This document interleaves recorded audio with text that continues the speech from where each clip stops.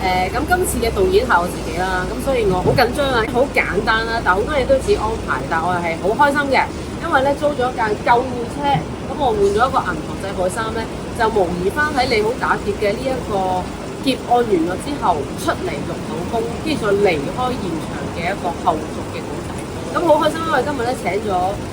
Simon哥哥嚟幫我客串咧做一個 CID 啦，去幫我錄口供，一個比較溫馨少少嘅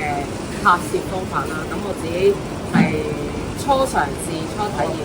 我叫 CID 行過啊，你可以同我講次啊。出呢首歌嘅初衷咧，就係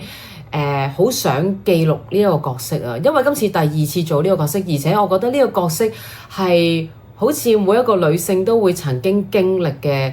愛情創傷，又再好翻嘅一個過程，係一個好 tough 嘅女性咯，所以我好想從 Icy 呢個角色去講，其實我哋每個女人都有呢一個愛情嘅面向，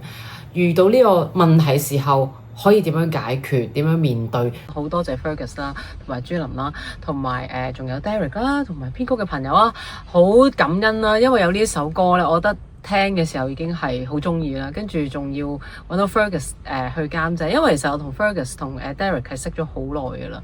係喺呢個我唔記得咗幾多年啦，係做呢個林憶蓮演唱會嘅時候認識嘅時，即係做演唱會嘅時候咧，係覺得佢哋做嘅音樂好好聽啊，咁啊〜點知今次呢首歌咧就真係又咁啱夾到佢哋嘅期一齊去做咧，咁就好有效率。我哋錄本身我係想做一隻慢歌，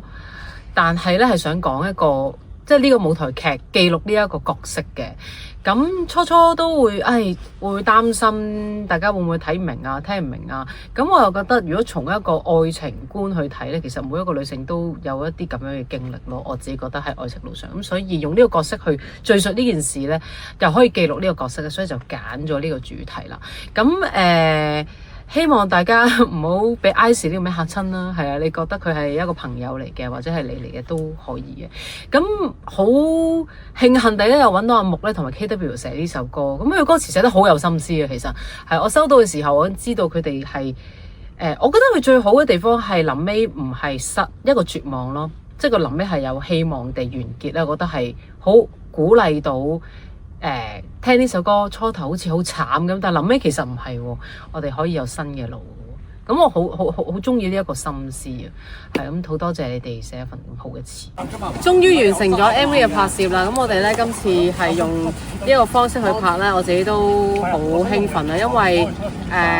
好開心咯，我哋有好好嘅 crew 啦，即係佢哋好專業、好快速咁樣咧，已經完成晒所有拍攝部分，而且係好靚嘅，係啦，好唯美，好真實，所以我自己都好開心，係啦，拍得好開心。